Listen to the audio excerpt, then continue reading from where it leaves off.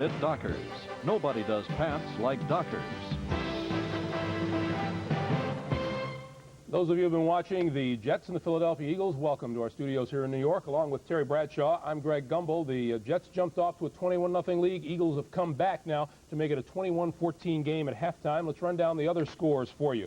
At Anaheim, the Rams trail the New Orleans Saints 13-3 as they approach the break there. Jim Mora looking on. Wade Wilson, his touchdown pass in the first half. Set up, looking to the right. Everybody went one receiver, two receiver. Little drop off to Derek Brown. Boy, look at this effort, Greg. Cut across the seams down the middle and got the TD. The only points on the board from Tony Zendejas, who has his 9th consecutive field goal from 50-plus yards out. In San Francisco, the 49ers lead the Minnesota Vikings at halftime 21-9. Jim McMahon picked off by Eric Davis here. Most of your interceptions are going to be across the middle if you don't pick up that free safety. Here, Eric Davis just reads McMahon's eyes, breaks in front of the ball, intercepts it, and takes it in for the touchdown. 2 49er touchdowns coming off of Minnesota turnovers today. In Denver, the Broncos leading Indianapolis 28-3 as they approach halftime there. John Elway has thrown a couple of touchdown passes. In Seattle, the Seahawks going for another victory, 10-7 over the San Diego Chargers. John Carney's field goal streak snapped at 29 straight. Earlier today in Irving, Texas, the Cowboys over the Green Bay Packers, 36-14, Troy Aikman. Big day for Troy Aikman and Michael Irvin. Breaks in front of the safety on an in route. Aikman delivers, and then you see Irvin outleg everyone into the end zone for his first TD reception of the year. Emmitt Smith got a touchdown run, 22 yards right here around the right side, his touchdown on the day, and Troy Aikman's glad Emmitt's back. His presence gave our team a great emotional lift and really making some plays when at times there wasn't a whole lot there.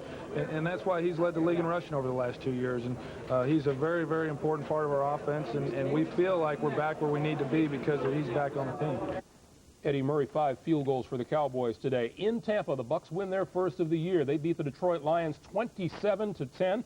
In Chicago, the Bears over the Atlanta Falcons by a 6-0 count.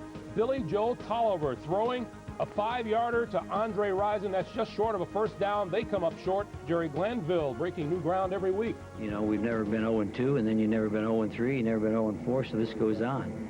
And I think what you find is you got to jumpstart yourself. I told the team that if somebody wants to hang you on this thing, be sure you hang with your closest friends. Be sure that if they're putting a noose around your neck, that have your best buddy next to you. Don't give up on anybody. If the team stays together and the team doesn't point fingers at anybody, we'll just keep fighting it.